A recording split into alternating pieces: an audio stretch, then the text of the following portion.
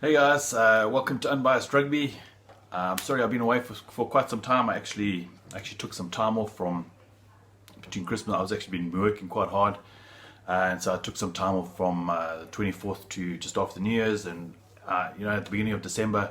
I think like most people, I think maybe I had a bit of Rugby World Cup hangover, and it just seemed like I just watched rugby game after rugby game after rugby game, and I think I'd forgotten, why I started watching the games in the first place, and why I enjoy watching them. So I thought, what the hell? Let me just take a bit of a break, just watch games. I've probably watched a game a night. I've watched a lot of Pro 14 games, a lot of Championship Cup games. I think there was some Championship Cup games beginning. A lot of Premiership games.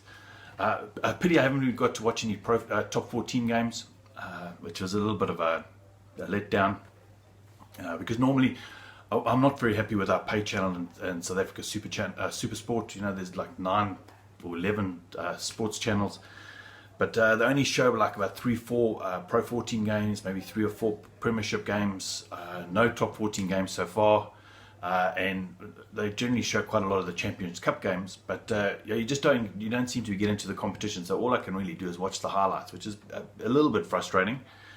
But yeah, I've watched some magical tries. That Nazim Kar try the last week from Wasps, that was absolutely sublime. I saw there was a try from Gloucester. Whew, it was amazing. It was a little chip ahead and scored in the corner. It was an absolutely sublime try. So I've really, really, really been enjoying Northern Hemisphere rugby. The team that's probably impressed me the most this year is probably Exeter. I just really like the way that they play. They don't play rugby in their own 22. They're always kicking out, and as they go closer and closer to the try line, they just seem to amp up the speed and the servicing of the ball. Sublime. If you can watch an Exeter game, it's absolutely amazing how they play. And as they hit that 22, I've never seen a ball move so fast, and they're so quickly off the line, and they seem to thump a lot of players, especially in the danger zone. Saracens doing fairly well. They are. I don't think they'll be relegated at all. They've been marching up the table. I hope they're within their salary cap. Let's see.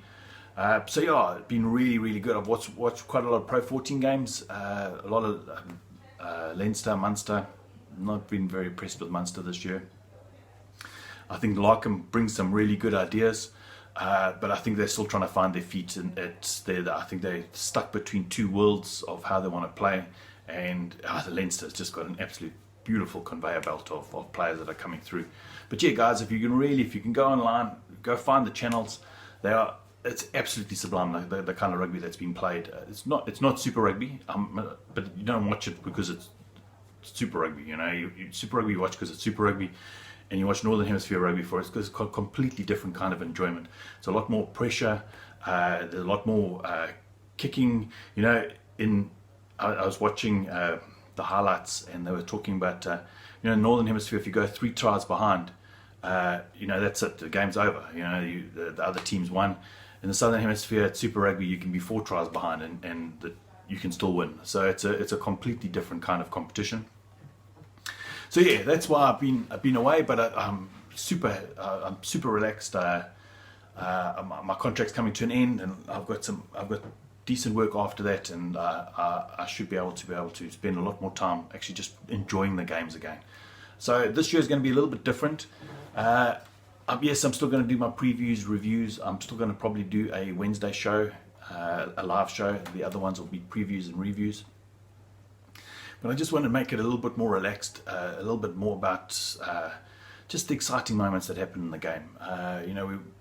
Not really about the stats and things like that, but if we see a sublime try, a Cipriani doing a cross kick and something like that, then we will highlight things like that and just get back into just the enjoyment of the game. And and at the end of the day, you don't have to know all the rules, and you don't have to have played the game as a kid, and you don't have to have done anything. If you enjoy watching the game, you learn as it goes. It's a difficult game to understand. The breakdown is so difficult to really get your head around, and what happens at the scrum, whatever refs on the day, refs it the way that they see it. So yeah, it's an exciting game. But yeah, I just want to make the channel really calm, really relaxed, and I want people to comment in the channels a lot more this year if possible. Really challenge ideas, respectfully, but really challenge some ideas out there, players that you like, teams that you enjoy. But yeah, nothing's off limits when it comes to rugby. You want to talk about Georgian rugby, we talk about Georgian rugby. And so yeah, that's my plans for the year. But yeah, let me talk about Super Rugby this year. So there's been a huge big exodus of players leaving Super Rugby, leaving New Zealand, Australia and South Africa.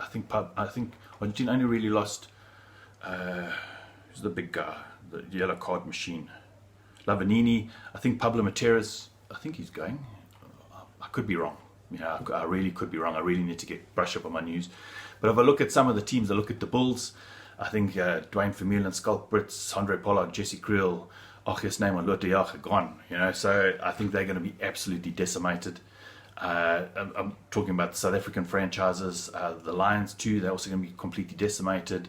The Sharks, all the Dupree brothers, Vermeulen, Kuni Oosthuizen, the Beast, they're all gone.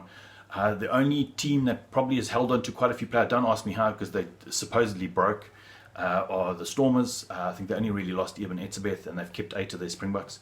So I'm quietly confident, even though they got a new coach, I still think with eight Springboks you should do fairly well in this competition. It's really difficult for me to say that.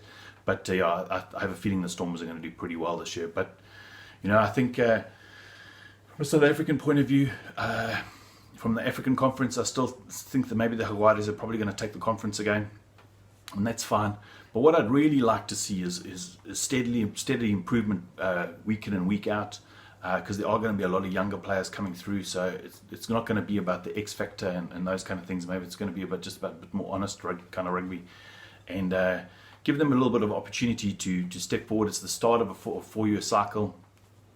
So yeah, that's what I'm expecting from the South African point of view. I don't know what's going to happen in Australia. I know they've got a new top head coach. I don't know how that's going to filter through to Super Rugby. But yeah, I think they've also lost a hell of a lot of players. I think Pocock's retired. I was seeing quite a few players playing up north, so maybe they've lost a lot of players up north that way. I know the New Zealand side's also been quite decimated with players, but it's the New Zealand guys, they have a conveyor belt of talent that comes through.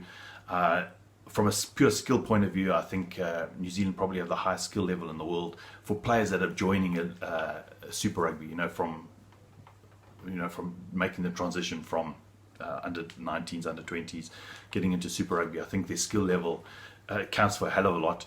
So I still see New Zealand probably dominating this Super Rugby this year. Will it be the Crusaders game? I'd put my money on the Highlanders to actually take Super Rugby. Quite a while ago, before Plumtree was selected for the All Black coaching position. But now I don't really know. I really don't know. I don't think Barrett's going to fare well at the Blues. That's just my personal opinion. I think he's an absolutely sublime player. So maybe the team to watch probably is the Chiefs. Gordon would be super happy if it was the Chiefs that won the competition. So yeah, we'll see what happens there. But yeah, there's a huge big player drain that's happening. But I think it's a great idea, guys. I think it's good that it's happening. We've got some new blood that's coming through. Some exciting young players out there that the 19, 20-year-olds that have no fear. Willing to try anything, and just let them loose. Maybe have some good coaching. I'm not 100% sure about the coaching structures in South Africa. I think most of the coaches are quite young. I haven't really heard of a lot of them. Only Puerto Himan is the only one that's continuation, but I'm not 100% sure on how he's going to translate it in the Bulls. So yeah, that's how I see it panning out. I don't see Australia doing fairly well, but I'm hoping that now they've got the new top structures in place that it'll be able to filter down into the Super Rugby, and we'll be able to see a hell of a lot better performances from Australia, because World Rugby needs a strong Australia, Super Rugby needs a strong Australia, and that's just the bottom line. New Zealand to probably win quite comfortably, and it'll be the last year where we have the conferences. And then we probably go into a round robin the following year. So it's going to be a very, very different kind of year. So I think we're probably going to have the same conversations during this year. Let's be honest, the same conversations are going to be the refs. We want consistency with the refs. Why do we have the conference system? Why why is the New Zealand side that's second in the point logs actually fourth? You know, so we're going to have these same conversations. New Zealand derbies are too hard. Argentinians are going to say they travel too much. South Africans are going to say exactly the same. So it's going to be the same. So let's just try to look at the games and just try to say, okay, where are the young blood coming through? What are the skills levels? How's this going to filter through? What players can we notice that are going to go into the national side? So yeah, very, very much up in the air. But listen, guys, put your comments down below of what you're looking forward to in Super Rugby this year. Like I said, I'm looking forward to the young talent that's coming through, and I think it's a great idea that we have the young talent that's coming through. So put your comments down below, and you know, I really hope you had an absolutely wonderful holiday or festive season or whatever you want to call it, and that the new year is great, that we have a wonderful new year, that it's a new year filled with possibilities and great things. But listen, guys, have an absolutely wonderful day, a wonderful week, and I will be probably doing a live show before the kickoff of Super Rugby, and then I'll start with my preview reviews and my live show every week. Chat soon. Cheers.